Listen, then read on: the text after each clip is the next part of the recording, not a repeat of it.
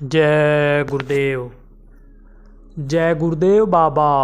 उमाकांत जी महाराज ने बताया, जीव के कर्मों की रिकॉर्डिंग, नरकों की सज़ा और वहाँ के सिस्टम का लेखा जोखा। संकट से यदि बचना है तो जय गुरुदेव नाम जपना है। नरकों की पीड़ा से बचाने वाले विधि के विधान और सिस्टम को अंदर बाहर से पूरा जानने की वजह से हर चीज़ की काट को भी जानने वाले, शरणागत का हाथ कभी न छोड़ने वाले इस वक्त के संत सतगुरु, दुख हरता उज्जैन वाले बाबा उमाकांत महाराज जी ने सत्संग संदेश में बताया कि काल क्यों चाहोगे कि यह जीव अपने पतन, अपने मालिक के पास पहुंच जावे। वह तो चाहेगा कि जन्मते मरते रहें, पशु पक्षी की योनियों में जाते रहें। हमारी यह बनी हुई व्यवस्था चलती रहे। यदि सभी लोग यहाँ से चले जाएं, यहाँ से सतलोक अपने मालिक, अपने घर पहुँच जाएं, तो व्यवस्था ख़त्म हो जाएगी। जैसे यह राजस्थान की जो व्यवस्था बनी हुई है, सब लोग राजस्थान से दूसरे प्रदेश में चले जाएं, तो यह व्यवस्था सब फैल हो जाएगी। तो काल माया दांव मारते हैं। माया किसको कहा गया? रुपया, पैसा और औरतों को कहा गया है। माया पुरुषों पर दांव मारती हैं। इस समय पर सभी स्त्री पुरुष को सजग रहने की बहुत ज़रूरत है। मन को आप जिधर ले जाओगे, यह शरीर को उधर ही ले जाएगा। और अगर शरीर पापी हो गया, तब न भजन, न भक्ति और न ही उद्धार कल्याण हो पाएगा। समझो, खान पान की वजह से मन खराब होता है। जब कहीं कोई भी अंग में काम, क्रोध, लोभ, अहंकार का अंश ज़्यादा हो जाता है, तब यह मन हावी हो जाता है। यानी संयम नियम का पालन करो और शरीर को साफ सुथरा रखो। इसके अंदर कोई गंदगी, अंडा, शराब, मछली, मांस आदि जाने न पावें।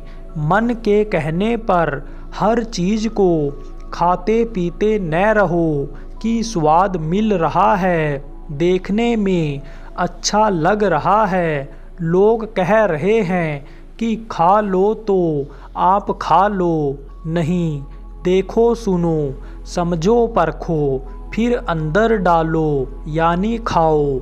आप हर आदमी पर विश्वास मत करो कि जिससे आपका परमार्थ के रास्ते से अलग हो जाना पड़े।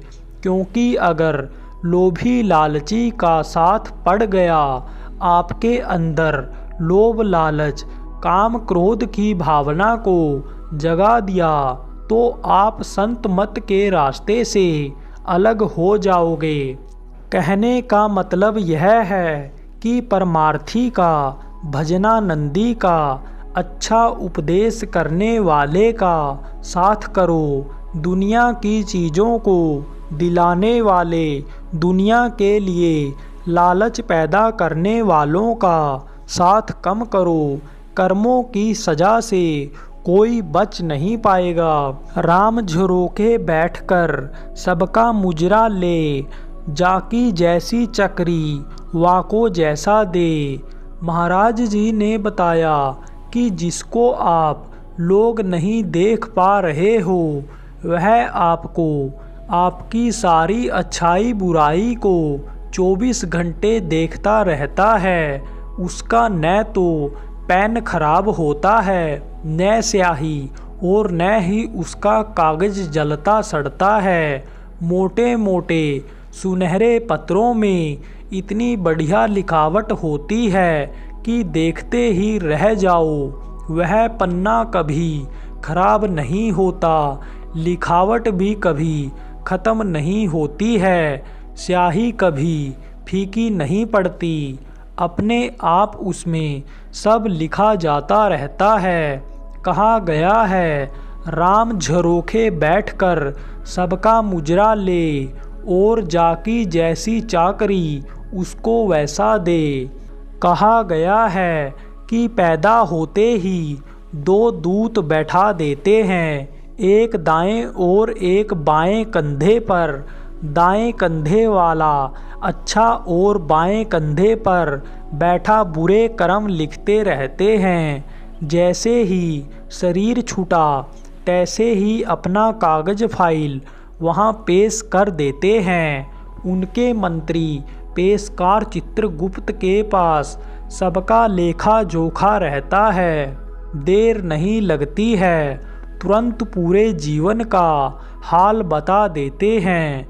इतनी अच्छाई किया और इतनी बुराई किया, अच्छाई रहती है तो जीव वहाँ जाता ही नहीं है। स्वर्ग बैकुंठ में चला गया, रास्ता मिल गया, उससे आगे चला गया, नहीं तो मृत्यु लोक में ही पुनर्जन्म हो गया। वहाँ जाने की ज़रूरत नहीं रहती है, ज़्यादातर पाप ही रहता है, तो फिर उसकी सज़ा वह बोल देता है। फिर यमराज के दूत आए, सीने पर सवार हुए, दबाए चिल्लाया, बेहोश होने लगा, तब हट गए फिर सवार। नरकों में मिलने वाली सज़ा और वहाँ के सिस्टम के बारे में महाराज जी ने और भी बहुत कुछ बताया और सबको समझाया कि समय रहते चेतो आपकी लड़ाई कलयुग से है। महाराज जी ने बताया कि गुरु महाराज कहा करते थे, समुद्र बहेगा, यानी ये जय गुरुदेव संगत बहुत बढ़ेगी। दादा गुरु भी गुरु महाराज से कहा करते थे कि आगे चलकर ये समुद्र का रूप ले लेगा।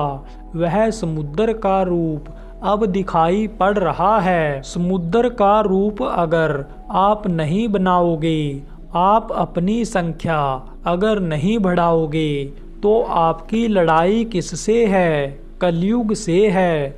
कलयुग कमज़ोर नहीं है, कलयुग ज़बरदस्त है, राजा है। तो क्या राजा से लड़ाई इतनी मामूली है? न तीर उठाओ न तलवार उठाओ और प्रेम से लड़ाई लड़ करके लोगों की विचार भावनाओं को इकट्ठा करके कलयुग को परास्त करना है।